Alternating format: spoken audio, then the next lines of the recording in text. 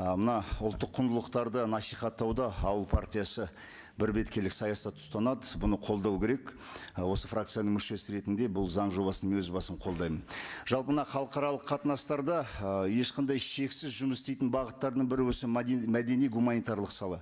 Өздеріңіз білесіздер, мына Бейжіңде Қазақстанның кәсіпкерлері көп, бизнес субъектілері көп, студенттер бар, өзіміздің қазақтар бар. Сол Бейжіңнің өзінде жүрген кезде осы қазақтың тарихынан, мәдениетінен біздің шығармашылық потенциалымызды көрсетіп, тіпті мына туристік әлеуетімізді дәріптейтін бір орталықтар пайда болса, төбеміз көкке жетіп бір марқайып қаламыз деп ойлаймыз.